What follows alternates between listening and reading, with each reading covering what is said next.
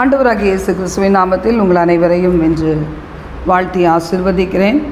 ஒரு பாடலை நாம் சேர்ந்து பாடுவோம். இன்று இந்த உலகத்திலே பலவிதமான காரியங்கள் வழியாக நாம் கடந்து போகலாம்.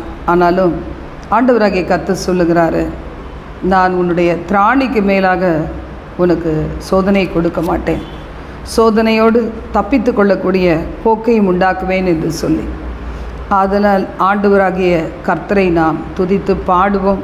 அவர் நம்மை அறிந்திருக்கிறார், நம்மை காண்கின்றார். சிறிய என் இதயம் தாங்கா சுமைகள் நீரென்றும் தருவதில்லை, சிறியவும் குருவியும் சித்தமில்லாமல் ஒரு நாளும் ஆழ்வதில்லை. இயேசுவே என் நேசரே, காயம் கட்டு வைத்தியரே, இன்னும் பூரணமாக்குமே, கிருபை தாருமே. அழியும் என் வாழ்வில் அன்றாட பாரம் அது என்னை தொடர்வதில்லை, அலைகள் ஒரு வார்த்தை சொல்லிட அமரும் ஒரு நாளும் இறைவதில்லை. இயேசுவே நேசரே, காயம் கட்டு வைத்தியரே, இன்னும் பூரணமாக்குமே, கிருபை தாருமே. அன்பு தகப்பனே, எங்களை உம்மை போல பூரணப்படுத்தும்படியாய் எங்கள் வாழ்க்கையில் நீர் சித்தம் வைத்து எங்களை நடத்தி வருகிற ஒவ்வொரு பாதைகளுக்காக நாங்கள் நன்றி செலுத்துகிறோம். தகப்பனே, எங்களோடு தங்கியிருந்து எங்களோடு பேசி எங்களை வழிநடத்தும் ஆசீர்வதியும் இயேசுவின் மூலம் பிதாவே, ஆமென் ஆமென். இந்த நாள் நான் பார்க்க போகிற செய்தியின் தலைப்பு நம்மிடத்தில் வெளிப்படும் மகிமை. இதற்கு ஆதாரமாக ரோமர் 8:18 நாம் வாசிக்க கேட்கலாம். ரோமர் 8:18. இக்காலத்து பாடுகள் இனி நம்மிடத்தில் வெளிப்படும் மகிமைக்கு ஒப்பிடத்தக்கவைகள் என்று எண்ணுகிறேன். இந்த வார்த்தை சொல்லுகிறது, இக்காலத்து பாடுகள் இனிவரும் மகிமைக்கு, இனிவரும் மகிமை என்று சொல்லப்படுவதை விட அதிகமாக சொல்லப்பட்டிருக்கிறது. இனி நம்மிடத்தில் வெளிப்படும் மகிமைக்கு ஒப்பிடத்தக்கவைகள் அல்ல. அநேக வருடங்களுக்கு முன்பாக என்னோட அதிகமாய் நல்லா பேசி பழகின ஒரு அருமையான சகோதரி, அவர்களோடு நான் என்னுடைய பாரங்களை பகிர்ந்து கொண்ட காலம் அந்த நாட்களில். அப்படி பகிர்ந்து கொள்ளும்போது ஒரு நாள் அவங்க சொன்னாங்க, சிஸ்டர், உங்களுக்கு இவ்வளவு பாடுகளா, இவ்வளோ பிரச்சனைகளா? எனக்கு உங்களுடைய ஃபோன் வந்தால் கூட எனக்கு ரொம்ப பயமாக இருக்குது சொல்லுவாங்க. ஏன்னா அதை தாங்கிக்கிற அளவுக்கு என் இருதயம் இல்லைன்னு சொல்லுவாங்க. அன்றைக்கி தான் இந்த பாடலை எழுதும்படி கர்த்தர் உதவி செய்தார். அன்றைக்கி இரவு நேரத்தில் நான் அதிகமாய் உணர்த்தப்பட்டேன். என் மூலமாக ஆசீர்வாதம் பெற இருக்கிற பிள்ளைகள் என்னை தேவன் ஒரு கருவியாக அவருடைய வாழ்க்கையின் ரட்சிப்புக்கு பயன்படுத்தி கொண்டு வந்தார். இன்றைக்கு நல்ல ஆவிக்குரிய வாழ்க்கையில் இருக்கிறாங்க. இருந்தாலும் அந்த நாளில் நான் என் இருதயத்தை ஒரு வேளை இவர்களுக்கு வெளிப்படுத்தியிருக்கக்கூடாது என்பது அதிகமாக தெரிஞ்சுது. அன்னைக்கு அழுது கொண்டே இருக்கும்போது கர்த்தர் அந்த பாடலை கொடுத்தார். அதை தான் நம்ம சில அடிகள் பாடினோம். அதுபோல் இன்று நாமும் கூட நம்ம நினைக்கலாம், நம் இருதயத்தை திறந்து ஊற்றிவிட எங்கேயாவது கிடைக்குமா, ஏன் இந்த பாடுகள் எனக்கு என்று இதை குறித்து நம்மால் புரிந்து கொள்ள முடியாத நிலைமையில் பலரது உதவிகளை நாம் தேடலாம். ஆனால் இந்த வசனம் சொல்லுகிறது, இக்காலத்து பாடுகள் இனி உன்னிடத்தில் வெளிப்படும் மகிமைக்கு ஒப்பிடத்தக்கவைகள் அல்ல என்று எண்ணுகிறேன். இப்படி வாசித்தா ரொம்ப நல்லா இருக்குது. பாடுகள் வழியாக போகிற என்னிடத்தில் வெளிப்படும் மகிமை, பாடுகள் வழியாக பிரச்சனைகள் வழியாக போகிற உங்களிடத்தில் வெளிப்படும் மகிமை, இதற்கு எதுவுமே ஒப்பிடத்தக்கவைகள் அல்ல. இந்த பாடுகளெல்லாம் மறந்து போய்விடும். ஆண்டவராகிய இயேசு கிறிஸ்து, அவரை இரட்சகராக ஏற்றுக்கொள்ளுகிறோம். அவர் மூலம் நமக்கு ரட்சிப்பு கிடைக்கிறது. அவருடைய பிதாவின் பிள்ளைகளாகிற ஒரு பாக்கியம், சுதந்திரம் கிடைக்கிறது. பிதாவினிடத்தில் இயேசு கிறிஸ்து பெற்ற அனைத்து காரியங்களும் நமக்கும் அப்படியே டிரான்ஸ்ஃபர் ஆகுது. அவரது பாடுகள் அவைகளும் வாழ்க்கையின் ஒரு பகுதி தான் என்பதை தேவ பிள்ளைகள் மனதில் கொள்ள வேண்டும். ரோமர் 8:17 சொல்லுகிறது. ரோமர் 8:17 சுதந்திரரும் ஆமே, தேவனுடைய சுதந்திரரும் கிறிஸ்துவுக்கு உடன் சுதந்திரரும் ஆமே. கிறிஸ்துவுடன் உடனே கூட நாம் மகிமைப்படும்படிக்கு அவருடனே கூட பாடுபட்டால் அப்படி ஆகும். நாம் பிள்ளைகளானால் சுதந்திரரும் ஆமே. நாம் ஆண்டவருடைய பிள்ளைகள். எப்படி ஒரு தாய் தகப்பனுக்கு பிள்ளைகளாக இருக்கிறவங்களுக்கு தாய் தகப்பனுடைய எல்லாவற்றிலும் அவர்களுக்கு ஒரு பங்கு இருக்குதோ, பிதாவினுடைய பிள்ளைகள் நாம் இயேசு கிறிஸ்து மூலமாக அவர்களது குடும்பத்தில் இணைக்கப்பட்ட பிள்ளைகள். அப்படிப்பட்ட பிள்ளைகளானால் எல்லாவித சுதந்திரம் நன்மைகள் நமக்கு உரியது. தேவனுடைய சுதந்திரரும் கிறிஸ்துவின் உடன் சுதந்திரரும் ஆமே. அப்போது ஆண்டவராகிய இயேசு நமது மூத்த சகோதரர், அண்ணன் வச்சுக்கலாம். அது நிறையா பேருக்கு பிடிக்கும். அண்ணன்னு ஒரு உறவு இருந்தால் ஒருவேளை நம்முடைய பாரங்களெல்லாம் நாம் கொஞ்சம் இறக்கி வைக்கலாம் என்று நினைப்பாங்க சில பேர். அப்போ கிறிஸ்துவுடனே கூட நாம் எப்படி இருக்கிறோம்? கிறிஸ்துவுக்குள் உடன் சுதந்திரர். அந்த குடும்பத்தில் பிதாவாகிய தேவன், கர்த்தராகிய இயேசு கிறிஸ்து, அவரோடு நாம் இணைக்கப்பட்டிருக்கிற நாம் எல்லாம் அவரோடு பிறந்த பிள்ளைகளைப் போல கிறிஸ்துவுடனே நாமும் கூட உடன் சுதந்திரர். அவருக்குள்ள உரிமை எல்லாமே நமக்கும் இருக்கிறது. பிதாவினிடத்தில் உள்ள உரிமை நமக்கும் இருக்கிறது என்று வேதம் சொல்லுகிறது. கிறிஸ்துவுடனே கூட நாம் மகிமைப்படும்படிக்கு அவருடனே கூட பாடுபட்டால் அப்படியாகும். இன்றைக்கு பாடுகளை நாம் விரும்புகிறோமா? பாடுனாவே நம்ம பயப்படுகிறோம். இன்னும் எவ்வளவு பாடுகள் சகிக்க வேண்டும் என்று நினைக்கிறோம். 1 பேதுரு 4:12-19 நாம் வாசிக்கும்போது, பிரியமானவர்களே, உங்களை சோதிக்கும்படி உங்கள் நடுவில் பற்றி எரிகிற அக்கினியை குறித்து ஏதோ புதுமை என்று திகையாமல் கிறிஸ்துவின் மகிமை வெளிப்படும் போது நீங்கள் களி கூர்ந்து மகிழும்படியாக அவருடைய பாடுகளுக்கு பங்காளிகளானதால் சந்தோஷப்படுங்கள். நம் நடுவில் பற்றி எரிகிற ஒரு அக்கினி. ஆண்டவருடைய வார்த்தை இப்படியாய் சொல்லுகிறது. இந்த அக்கினியை குறித்து ஏதோ புதுமை என்று நினைக்காதீங்க. தானியேலுடைய வாழ்க்கையில் நாம் பார்க்கிறோம். அந்த அக்கினி சூளை எப்போது இருக்கிறத விட 7 மடங்கு அதிகமாய் அது சூடாக்கப்பட்டது. ஆனால் தானியேலுடைய விசுவாசமோ அதைவிட மேலானதாக இருந்தது. ராஜாவாகிய உம்முடைய கைக்கும் எங்களை தப்புவிப்பார், இந்த அக்கினிக்கும் தப்புவிப்பார், ஒருவேளை தப்புவியாமல் போனாலும் என்கிறதில் அவருடைய உறுதி வெளிப்படுகிறது. இப்போ இந்த நாட்களில் தேவன் நமக்குள்ள இப்படிப்பட்ட உறுதியான விசுவாசம் இருக்கணும்னு எதிர்பார்க்கிறார். இப்போ கிறிஸ்துவின் மகிமை வெளிப்படும் போது நீங்கள் களி கூர்ந்து மகிழும்படியாக அவருடைய பாடுகளுக்கு நீங்கள் பங்காளிகளானதால் சந்தோஷப்படுங்கள். கிறிஸ்துவோடு பாடுபடுகிறவர்கள் தான் கிறிஸ்துவோடு கூட மகிமையில் நாம் உடன் சுதந்திரராக, நாம் மகிழ்ச்சியாக, நாம் சந்தோஷப்பட்டு களி கூற முடியும். இக்காலத்து பாடுகள் இனிவரும் மகிமைக்கு ஒப்பிடத்தக்கவைகள் அல்ல. அன்றியும் அவருடைய தீர்மானத்தின்படி அழைக்கப்பட்டவர்களாய் தேவனிடத்தில் அன்பு கூறலுக்கு சகலமும் நன்மைக்கு ஏதுவாக. யோசேப்புடைய வாழ்க்கையில் எவ்வளவோ தீமை வந்த போதிலும் எல்லாமே அவருடைய வாழ்க்கையில் நன்மைக்கு ஏதுவாகவே இருந்தது. ஒரு நாளிலே அது வெளியரங்கமாக முழுவதுமாக புரிந்தது. அது வரைக்கும் கூட யோசேப்பை எந்த இடத்துலையும் வெட்கப்படுத்தாதபடி தலையாக தான் வைத்திருந்தார். அவன் வாளாக மாறாதபடிக்கு தலையாக மேன்மையாகவே வைத்திருந்தார் அந்த யோசேப்பை. இன்று அந்த தேவன் தான் உங்களுடைய என்னுடைய தேவன். கிறிஸ்துவின் நாமத்தின் நிமித்தம் நிந்திக்கப்பட்டால் பாக்கியவான்கள். ஏனென்றால் தேவனுடைய ஆவியாகிய மகிமையுள்ள ஆவியானவர் உங்கள் மேலே தங்கியிருக்கிறார். அவர்களாலே தூஷிக்கப்படுகிறார், உங்களாலே மகிமைப்படுகிறார். ஆதலால் உங்களில் ஒருவனும், வாசிப்போம் 15ஆம் வசனம், உங்களில் ஒருவரும் கொலைபாதகனாயாவது, திருடனாயாவது, பொல்லாங்கு செய்தவனாயாவது, அந்நிய காரியங்களில் தலையிட்டு கொண்டவனாயாவது, பாடுபடுகிறவனாயாவது இருக்கக்கூடாது. பாடுபடுகிறது எதுக்காக? நம்ம கிறிஸ்துவின் நிமித்தம் பாடுபடுகிறோமா? தேவனுடைய ஊழியத்தை செய்வது நிமித்தம் பாடுபடுகிறோமா? ஒருவேளை ரட்சிக்கப்பட்டது நிமித்தம் ரட்சிக்கப்படாத பிள்ளைகள் நடுவிலே, முரட்டாட்டம் உள்ள பிள்ளைகள் நடுவிலே நாம் பாடுபட்டு கொண்டு இருக்கிறோமா? இயேசு கிறிஸ்துவை இரட்சகராக ஏற்றுக்கொண்டது நிமித்தம் நாம் வாழுகிற பகுதியில், வேலை செய்கிற ஸ்தலங்களில் ஒருவேளை நாம் பாடுபட்டு கொண்டு இருக்கிறோமா? அதுதான் சொல்லப்பட்டிருக்கிறது.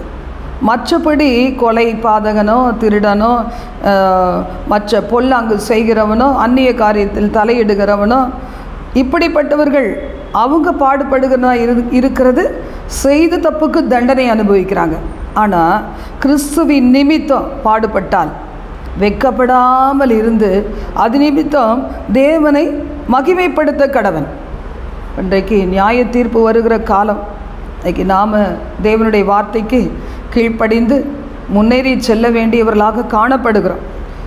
நாம் எதற்காக பாடுபடுகிறோம்? அதை யோசித்தாதான் அந்த பாடுகள் வழியாக தேவன் நம்மிலே மகிமைப்பட போகிறதை நினைத்து கர்த்தரை ஸ்தோத்தரிக்க முடியும். அதில் இந்த நாளில் கர்த்தரை வார்த்தை சொல்லுகிறது, நீதிமானே ரட்சிக்கப்படுறது கடினமாய் காணப்படுகிறது, பக்தி இல்லாதவனும் பாவியும் எங்கே நிற்பான்? ஆகையால் தேவனுடைய சுத்தத்தின்படி பாடு அனுபவிக்கிறவர்கள் நன்மை செய்கிறவர்களாய் தங்கள் ஆத்துமாக்களை உண்மையுள்ள சிருஷ்டிகர்த்தாவாகிய அவருக்கு ஒப்பு கொடுக்க கடவர்கள். அப்போ பாடுகள் அவசியமானது. எதினால் வருகிறது அதுதான் நம்முடைய மனதிலே யோசிக்க வேண்டியது. தேவனுக்காக அவர் சித்தம் செய்து வாழும் வாழ்வி நிமித்தம் பாடுகளா? அதுதான் நம்மை தேவனுடைய பிள்ளைகள் என்கிற ஒரு அந்தஸ்துக்குள் காத்து வருகிறது. மகிமை உண்டு. மற்றபடி எப்படி நம்ம அவைகளெல்லாம் மேற்கொள்ள முடியும்? எபிரேயர் 12:5 முதல் 17 வசனங்களில் நாம் வாசிக்கும்போது சில வசனங்களை மாத்திரம் வாசிக்க போகிறோம். 5 முதல் 7 வசனங்கள். எபிரேயர் 12:5 முதல் 7, 17. அதில் இப்போ வாசிக்க போகிறது 5 முதல் 7. அன்றியும் என் மகனே, கர்த்தருடைய சிந்தையை நுட்பமாக எண்ணாதே, அவரால் கழிந்து கொள்ளப்படும் போது சோர்ந்து போகாதே. என் மகனே, கர்த்தருடைய சிட்சையை அற்பமாக எண்ணாதே. அவர் கடிந்து கொள்ளுகிறார்னா சோர்ந்து போயிடாதே. ஒவ்வொரு உபத்திரவத்தின் பாதையும் தேவ பிள்ளைகளாய் நாம் வாழுகிற நாட்களிலே நம்மை அது முன்னே கொண்டு செல்லுகிறது. உலகம் நம்மை பகைக்கும்போது, வெறுக்கும்போது, நாம் தேவனுடைய ஆவியானவரால் அதிகமாய் நிரப்பப்பட்டவர்கள் என்பதை புரிந்து கொள்ள வேண்டும். உலகத்தோடு ஒத்து போகிற பிள்ளைகளுக்கு ஒருவேளை உலகத்தில் அநேக சிநேகிதர்கள் கிடைக்கலாம். ஆனால் தேவனுடைய ஆவியானவரோடு இணைந்து வசனத்தின் படி வாழுகிற பிள்ளைகளுக்கு ஒருவேளை இந்த உலகம் வெறுக்கலாம். ஆனால் ஆண்டவராகிய கர்த்தர் நம்மோடு கூட மகிமைப்பட்டு கொண்டே இருப்பார். நமது வாழ்விலே வெளிப்பட்டு கொண்டே இருப்பார். சோர்ந்து போகாதே என்று வேதம் சொல்லுகிறது. கர்த்தர் எவனிடத்தில் அன்பு கூறுகிறாரோ அவனை அவர் சிட்சித்து தாம் சேர்த்து கொள்ளுகிற எந்த மகனையும் தண்டிக்கிறார் என்று சொல்லி இந்த புத்திமதியை நீங்கள் மறந்துட்டீங்க. சிட்சை நீங்கள் சகிச்சிங்கன்னா ஆண்டவர் எப்படி உங்களை நடத்துகிறார்? புத்திரராக, மகனாக, மகளாக. ஒரு நல்ல தகப்பன் தான் சிட்சிப்பார். சில தகப்பன்மார் அவங்களே பாவத்தில் இருக்கும்போது, தாய் தகப்பன்மார் தன் பிள்ளைகளை அவங்க ஒன்றுமே சொல்ல மாட்டாங்க. தவறு செய்தால் கூட ஒன்றும் சொல்லவே மாட்டாங்க. ஏன்னா அவர்களுக்கு சொல்கிறதுக்கு எந்தவித தகுதி இல்லாத ஒரு நிலையில் காணப்படுவாங்க. அதோடு அவங்க எப்படி போனால் என்ன என்கிற மாதிரி இருப்பாங்க. ஆனால் ஒரு நல்ல தகப்பன் தன்னுடைய பிள்ளையை சிட்சிக்கிறார். அந்த சிட்சையை நம்ம சின்ன பிள்ளைகளெல்லாம் தாங்கி கொண்டோம். இப்போ சொல்கிறாரு, அவங்கெல்லாம் கொஞ்ச நாள் உன்னுடைய தகப்பனாக தாயாக இருப்பாங்க, அப்புறமா அவர்கள் அப்படியே கொஞ்சம் கொஞ்சமாக வாழ்ந்து முடித்து நித்திய ராஜ்யத்துக்கு போயிடுவாங்க. ஆனால் நித்தியத்திலும் தொடருகிற ஒரு உறவு ஆண்டவராக இயேசு கிறிஸ்துவின் உறவு. அதற்காக நம்ம இந்த உலகத்தில் சிட்சிக்கிறாரு அப்படின்னு சொன்னால் அதை நாம் சந்தோஷமாக ஏற்றுக்கொண்டு கர்த்தருடைய சமூகத்தில் நாம் எப்படி வாழ வேண்டும் 12 முதல் வாசிக்கலாம். ஆகையினால்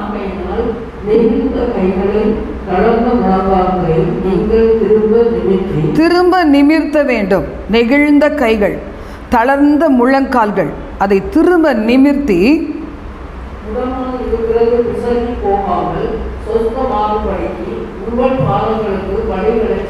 உங்கள் பாதங்களுக்கு வழிகளை செவ்வைப்படுத்துங்கள் என்று வேதம் சொல்லுகிறது. அப்போ ஆண்டவர் நம்முடைய பாதைகளை செவ்வைப்படுத்துகிறவர். பரலோகத்துக்கு நாம் போய் சேர வேண்டும் என்பதற்காக நம் பாதைகளை அவர் பொறுப்பை எடுத்துக்கொள்ளுகிறவர். கர்த்தருடைய வார்த்தை சொல்லுகிறது, என்னெல்லாம் உனக்குள்ளே இருக்க வேண்டும், எல்லாரோடையும் சமாதானமாக இரு, பரிசுத்தமாக இரு. பரிசுத்தம் இல்லைன்னா தேவனை ஒருவர் தரிசிக்கவே முடியாது. அது மாதிரி கசப்பு வைக்காத இருதயத்தின் ஆழத்தில். 16ஆம் வசனம் சொல்லுது, வேசிக்கள்ளனாக இருக்காத. ஒரே ஒரு வேளை போஜனத்துக்காக உன்னுடைய அருமையான பங்கை நீ இழந்து போய்விடாத. ஏன்னா அதற்கு பிறகு நீ அது உனக்கு கிடைக்காது என்று சொல்லப்பட்டிருக்கிறது. இப்போ கர்த்தருக்கு அடங்கி நடக்க நம்மை வழி நடத்துகிறது. எப்படி ஒரு சமுத்திரத்தினுடைய அலை வேகமாய் வருது, ஆண்டவர் சொல்கிறார், அவ்வளோதான், இறையாதே, அதுதான் உன்னுடைய லெவல் என்று சொல்வது போல நமது வாழ்வில் கூட பாருங்கள், இந்த சிட்சையின் காலங்கள் நமக்குள்ளே இருக்கிற எல்லாவித பெருமைகளையும் அடங்க பண்ணுகிறது. நான் ஒன்றுமில்லை என்று சொல்லி நம்மை அறிய வைக்கிறதாய் காணப்படுகிறது.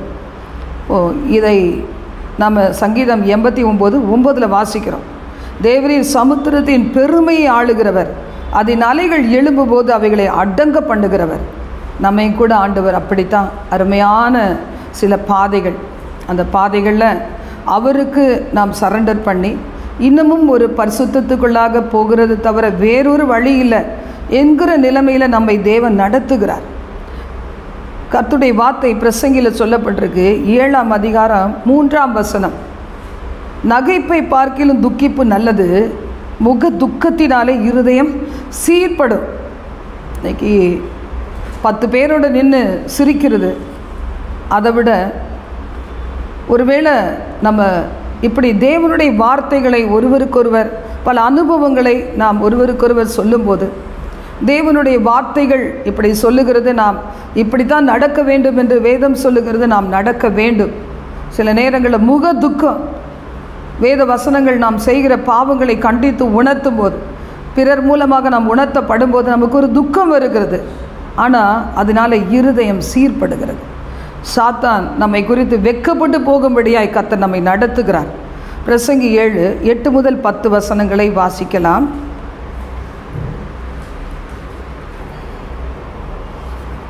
ஒரு காரியத்தின் துவக்கத்தை பார்க்கிலும் அதன் முடிவு நல்லது, பெருமை உள்ளவனை பார்க்கிலும் பொறுமை உள்ளவன் உத்தமன். மனதில் சீக்கிரமாய் கோபம் கொள்ளாதே, மூடனின் நெஞ்சிலே கோபம் குடிகொள்ளும். இந்நாட்களை பார்க்கிலும் முன்னாட்கள் நலமாய் இருந்தது என்று சொல்லாதே, நீ இதை குறித்து கேட்பது ஞானம் அல்ல. ஒரு காரியத்தின் துவக்கத்தை பார்க்கிலும் முடிவு நல்லது. ஒரு நம்முடைய பாதையில் நம்முடைய வாழ்க்கை முழுவதுமே இப்படியே துன்பங்கள் நிறைந்ததாக இருக்க போகிறது கிடையாது. அது ஒரு நாள் முடிவடையும். ஒருவேளை அதற்கு பிறகும் மறுபடியும் தொடரலாம் வேறு விதத்தில் பிரச்சனைகள். ஆனால் ஆண்டவருடைய வார்த்தை சொல்லுது, பொறுமையோடு 10 நாட்கள் நீங்கள் உபத்திரப்படுவீங்க, ஆனால் மரண பரியந்த நீ உண்மையுள்ளவனாயிரு, ஜீவ கிரீடத்தை விட்டுறாத. 10 நாள் தான் உங்களில் சிலரை காவலில் போடு வைப்பான் சாத்தான், ஆனாலும் நீ மரண பரியந்த உண்மையுள்ளவனாயிரு. இப்போ இந்த நாட்களில் இப்படிப்பட்ட உறுதி உடையவர்களாய் நாம் இருக்கும்போது ஒருபோதும் நாம் சோர்ந்து போக மாட்டோம். சீக்கிரமாய் கோபம் கொள்ளாதே, மூடனின் நெஞ்சிலே கோபம் குடிகொள்ளும். இந்த நாளை விட அந்த நாள் நல்லா இருந்தோம், கர்த்தருக்குள்ளே வராத நாள், தேவனுடைய ஊழியத்தை செய்து நான் கெட்டு போயிட்டேன்னு ஒரு வார்த்தை அப்படி சொல்லாத என்று ஆண்டவருடைய வார்த்தை சொல்லுகிறது. தேவனுடைய செயலை நீ நல்லா கவனித்து பார்த்தா, அவர் ஒன்றை கோணலாக்கினா அவர் தான் அதை நேர்வழியாக்க முடியும், நேர்மையாக்க முடியும். வாழ்வு காலத்தில் நன்மை அனுபவித்திரு, தாழ்வு காலத்தில் நீ சிந்தனை செய். அவர் கரத்தில் இருக்குது. அவர் எல்லாவற்றையும் குறித்து நமக்கு விளக்கமாக சொல்ல மாட்டார். ஆனாலும் கர்த்தருடைய சமூகத்திலே நான் எத்தனை பொறுமையாய், இன்று எனக்கு நியமிக்கப்பட்ட ஓட்டத்திலே நான் பொறுமையாய் பாடு சகிக்கிறேனோ, அவருக்காக, அவர் நிமித்தமாக தூய்மையான வாழ்வு வாழும்போதே நான் பாடு அனுபவிக்கிறேனோ, அதெல்லாம் என்னிடத்திலிருந்து ஒரு மகிமை வெளிப்பட போகிறதே, அந்த மகிமைக்கு ஒப்பிடத்தக்கவைகள் அல்ல. இப்படி தான் ஒரு சிலரை தேவன் வரங்களினால் நிரப்புகிறார், கிருபைகளினால் நிரப்புகிறார். உபத்திரவத்தின் பாதையில் அவங்க தனிமையை கடந்து போகிறாங்க. உபத்திரவத்தின் முடிவில் அவர்கள் அநேகம் ஆயிரங்களுக்கு ஆசீர்வாதமாகிறாங்க. அந்த கிருபை வெளிப்படும் போது உள்ளத்தின் ஆழத்தில் மிகுந்த சந்தோஷம். அந்த நாள் நம்ம பட்ட அந்த பாடுகள் இன்று மகிமையாய் எனக்குள்ள வெளிப்பட்டு அநேகருக்கு ஆசீர்வாதமாய் வைத்திருக்கிறதே என்று நினைக்கும் போது பட்ட பாடுகளெல்லாம் மறைந்து போய்விடும். 2 கொரிந்தியர் 12ஆம் அதிகாரத்தில் 7 முதல் 10 வசனங்களில் கூட நாம் வாசிக்கும்போது அப்போஸ்தலனாகிய பவுல் கூட அப்படித்தான் தன்னுடைய உள்ளத்தை அவர் யோசித்து பார்க்குறார். நம்ம கூட அன்னைக்கு நேரம் கிடைக்கும் போதெல்லாம் நம்ம யோசித்து பார்க்கணும். நான் என்னுடைய இருதயத்தில் ஒரு பெருமை குடிக்கொள்ளாதபடி, சிலருக்கு சில பிரத்யேகமான வரங்கள், கிருபைகள் மாதிரி, தாளந்துகள், நல்ல ஞானம், நல்ல வேலை, நல்ல வருமானம், எல்லாத்துலேயும் ஃபஸ்ட்டு காரியம், முதன்மையான இடம் எல்லாம் இருக்கலாம். ஆனால் இதனால் நான் உயர்த்தாதபடிக்கு ஒரு முள் கொடுத்துருப்பார் சில பேருக்கு மட்டும். அந்த முள் என்ன செய்யும்? நீ ஒன்றும் இல்லை, என்ன சார்ந்துக்கள், உன்னால் ஒன்றும் நடக்காது, நான் தான் உன்னை நடத்தினேன் என்று சொல்லி கர்த்தர் சொல்லுவார். அப்படித்தான் அப்போஸ்தலனாகிய பவுல் சொல்கிறார். எனக்கு ஆவிக்குரிய பல மேன்மைகள் இருக்கலாம், இதை குறித்து நான் பெருமை பாராட்டாதபடி என் மாம்சத்திலே ஒரு முள் இருக்கிறது. நான் வேண்டிக் கொண்ட ஆண்டவர்கிட்ட 3 தரம். அவரோ என்ன சொன்னார்? 9ஆம் வசனம் வாசிக்கலாம். அதற்கு அவர், என் கிருபை உமக்கு போதும், பலவீனத்திலே என் பலன் பூரணமாய் விளங்கும் என்றார். ஆகையால் கிறிஸ்துவின் வல்லமை என்மேல் தாக்கும்படி என் பலவீனங்களை குறித்து நான் மிகவும் சந்தோஷமாய் மேன்மை பாராட்டுவேன். என் கிருபை உனக்கு போதும், உன் பலவீனத்தில் என் பலம் பூர்ணமாய் விளங்குன்னு சொல்கிறார். கிறிஸ்துவின் பலம் ஒவ்வொரு நாளும் எனக்கு கிடைக்குதே, தேவ வல்லமை கிடைக்குதே. அதனால் என் வீக்னஸ் நான் பார்க்கல, என் பலவீனம், என் சரீரத்தினுடைய வேதனை நான் பார்க்கல, என்னை முள்ளாக தைத்து வேதனைப்படுத்துகிற என் குடும்ப சூழ்நிலையை நான் பார்க்கல. நான் என்ன செய்கிறேன்? இதெல்லாம் பிரியமாக இருக்கிறேன். என் ஆண்டவருக்காக கிறிஸ்துவின் நிமித்தம் எனக்கு வரும் எல்லா பலவீனங்கள், நிந்தைகள், அவமானங்கள், நெருக்கங்கள், துன்பங்கள், இடுக்கண்கள் எல்லாவற்றிலும் நான் பிரியப்படுகிறேன். இப்படி நாம் அணைத்து கொள்ள முடியுமா பாடுகளை? 1 கொரிந்தியர் 11:31-32 கூட நாம் வாசிக்கிறோம். இப்படிப்பட்ட பாதைகளில் போகிற பிள்ளைகள் தங்களை தாங்களே நிதானித்து அறிவாங்க. அப்போ நிதானித்து அறியும் போது நாம் என்ன செய்கிறோம்? ஆக்கினைக்குள்ளாக தீர்க்கப்படாதபடி நாம் நியாயம் தீர்க்கப்படாத ஒரு ஜீவியத்திற்குள்ளாக வருகிறோம். ஆண்டவர் என்னை நியாயம் தீர்க்காத படிக்கு அந்த பாதைகள் என்னை புடமிட்டு என்னை தூய்மையாய் காத்து கொள்ளுகிறது, எனக்குள் ஒரு தாழ்மையை கொண்டு வருகிறது என்று சொல்லி இந்த காரியங்களை நாம் யோசிக்கும் போது நமக்கு தேவன் நியமித்திருக்கிற அந்த ஓட்டத்தை சந்தோஷமாக ஏற்றுக்கொள்ள முடியும். கர்த்தருடைய வார்த்தை சொல்லுகிறது. 2 கொரிந்தியர் 6:3-10 கூட 14ஆம் வசனத்திலேருந்து நம்ம வாசிக்கும்போது ஒரு பெரிய லிஸ்ட்டு போட்டு சொல்கிறார் அப்போஸ்தலனாகிய பவுல். இந்த பாடுகள் எங்களுக்கு கொடுத்த தேவ மகிமை எவ்வளவு பெரியது. இதை வாசிக்கும்போது மிகுந்த பொறுமையிலும், எந்த விதத்திலும் எங்களை தேவ ஊழியர்களாக நாங்கள் விளங்க பண்ணுகிறோம். மிகுந்த பொறுமையிலும், உபத்திரவங்களிலும், நெருக்கம், இடுக்கண், அடி, காவல், கலகம், பிரயாசங்கள், கண் விழிப்புகள், உபவாசங்கள், கற்பிலும் அறிவிலும் நீடிய சாந்தம், தயவு, பரிசுத்த ஆவியினால் மாயமற்ற அன்பு, சத்திய வசனத்திலும் திவ்ய பலத்திலும் என்று சொல்லி அநேக காரியங்களை சொல்லி அவர் சொல்லுகிறார். எப்பொழுதும் துக்கப்பட்டால் கூட சரி, நாங்கள் சந்தோஷப்படுகளாக இருக்கிறோம். ஒருவேளை எங்ககிட்ட ஒன்றும் இல்லாமல் இருக்கலாம், பல சந்ததிக்கு சேர்த்து வைக்காமல் இருக்கலாம், ஆனால் தரித்திரராய் அநேகர் நினைக்கலாம். ஆனால் விசுவாசத்தை உடையவர்களாக இருந்து அநேகருடைய வாழ்க்கையில் அவர்களை ஐஸ்வர்யவான்கள் ஆக்குவர்களாக நாங்கள் மாற்றப்பட்டு இருக்கிறோம். ஒன்றுமே இல்லை, ஆனால் எங்களுக்கு குறைவானது என்ன இருக்கிறது? ஒன்றுமே கிடையாது.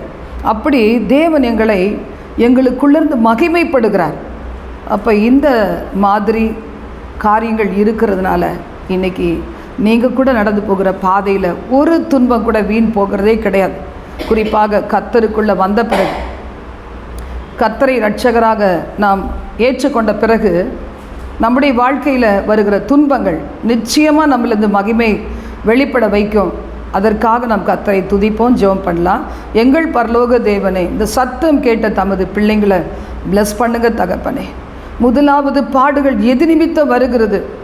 தவறு செஞ்சு வந்தால் அந்த தவறுக்காக, பாவங்களுக்காக மனம் திரும்ப கிருபை தார். கர்த்தருக்குள்ளாக வந்து நாளுக்கு நாள் முன்னேறி செல்லும்போது பாடுகள், சிட்சைகள், சில வேதனைகள் வந்தால் அதற்காக என்னிலிருந்து ஒரு வல்லமையான ஒரு மகிமை வெளிப்பட போகிறது என்று சொல்லி சந்தோஷமாய் இந்த பாதையை கடந்து செல்ல கிருபை தார், பொறுமையை தார், வல்லமை மேல் வல்லமையை தரித்து எல்லா தீய கிரைகளையும் அழித்து ஜெயம் எடுக்கும் பிள்ளைகளாய் எங்கள் ஒவ்வொருவரையும் மாற்றும், எங்களை பாதுகாத்து கொள்ளும், வழி நடத்தும். எல்லா துதியும் கனமகிமையும் கர்த்தர் ஒருவருக்கே செலுத்துகிறோம். இயேசுவின் நாமத்தில் ஜெபிக்கிறோம் பிதாவே. ஆமென், ஆமென்.